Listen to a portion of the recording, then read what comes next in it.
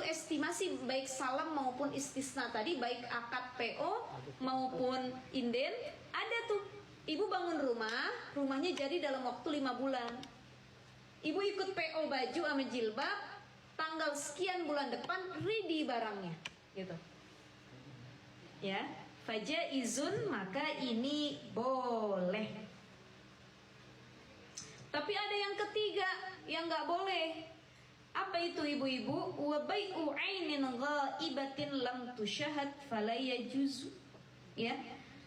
Nggak boleh jual beli barang yang gaib, nggak ada di tempat, nggak ketahuan, nggak ada contohnya, tidak ada spesifikasinya, nggak ada foto videonya, nggak ada modelnya seperti apa, fala yajuzu, maka itu tidak diperbolehkan. Kenapa? Lam tusyahid, karena kita nggak melihat kayak gimana barangnya.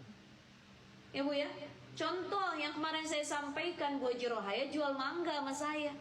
Ustazah, saya jual mangga nih, cuman mangganya berbuahnya bulan Februari, katanya. Ya ini masih bentil-bentilnya aja gitu ya, masih bakal mangganya aja. Ternyata udah akad, udah jual beli, udah bayar, Februari tuh mangga nggak tumbuh sama sekali. Kan nggak ibah, belum ada barangnya, ya, maka tidak boleh gitu. Atau apalagi ibu-ibu, ya jual sesuatu yang dia nggak ada, pokoknya nggak tahu contohnya bagaimana, itu ghaibah, lam tusyahad ya, jadi tidak disaksikan sama sekali, maka tidak sah, itu ya ibu-ibu ya. Kemudian syarat sah jual beli ada 2. Jadi syarat sah jual beli ada 2. Tadi yang disebutin sebenarnya ya, falayasihu, tidak sah jual beli oleh majnun, orang gila, asobi, anak-anak. Kemudian lagi satu lagi apa, nggak sah jual beli sama siapa? Ya, asafi, orang yang bodoh. Jadi yang pertama syarat sah jual beli adalah kedua, baik pembeli maupun penjual sama-sama ahli dalam proses tersebut. Dia bukan masuk 3 kategori tadi, anak-anak, orang gila, orang bodoh. Itu syarat yang pertama. Ya. Syarat yang kedua, penjual dan pembeli muta'aqidain, orang yang saling berakad, baik penjual ataupun pembeli ini punya hak khiyar. Apa hak khiyar itu? Hak memilih untuk melanjutkan jual beli atau memutus, nggak jadi jual belinya. Namanya hak khiyar, ya. Maka tidak sah jual beli orang yang dipaksa atau terpaksa, itu makruh hukumnya. Hukumnya makruh ya, tidak sah. Dan makruh hukumnya, tidak sah hukumnya ya bagi orang yang terpaksa menjual atau membeli.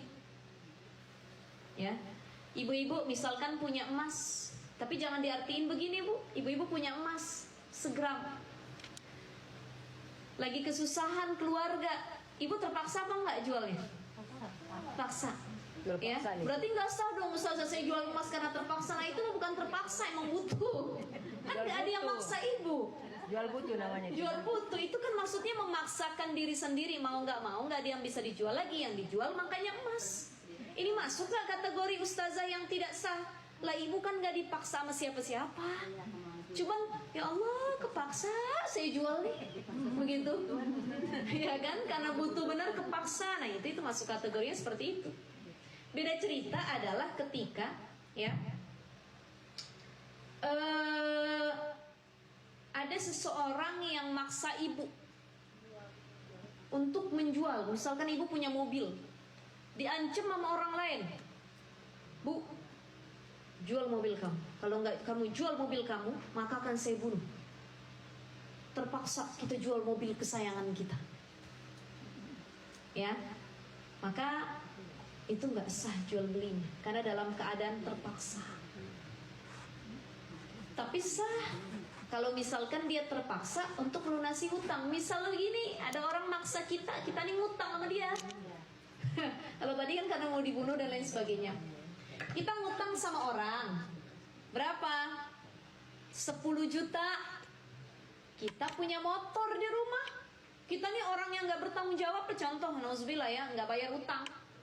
Yang punya, yang ngutangin kita datang nagih. Bu, ibu janjinya 2 bulan bayar utang, tapi nyatanya ibu gak bayar-bayar. Ibu jalan-jalan bisa, beli baju bisa, apa bisa, bayar utang kagak mau. Saya juga butuh Bu Haji 10 juta. Tolong toh. Udah gini ya, saya nggak ada nih Bu Haji kalau saya bayar. Udah begini deh, Bu Haji kan punya motor nih, saya butuh bener, Bu Haji jual deh. Dipaksa nggak?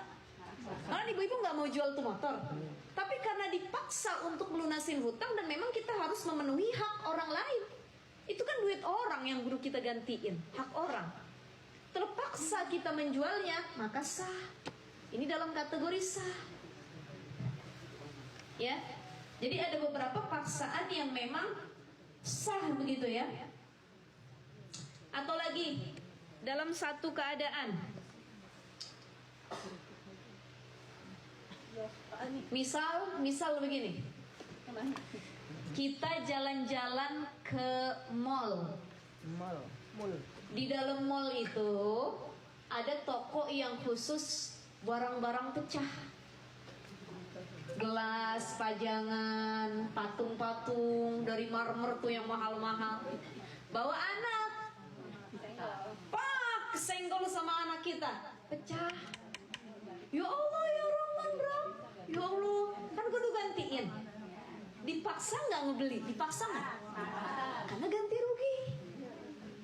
Maka itu sah jual belinya, karena kita harus ganti rugi, mau nggak mau kita beli. Oh maaf ibu, karena anak ibu sudah memecahkan barang kami, maka ibu wajib membeli barang ini, membayar harga sesuai dengan yang ibu pecahkan. Barangnya kagak dapet, bayar iya, gitu. Nah itu paksaan yang boleh, artinya sah tetap jual belinya walaupun dipaksa karena ganti rugi. Karena ganti rugi.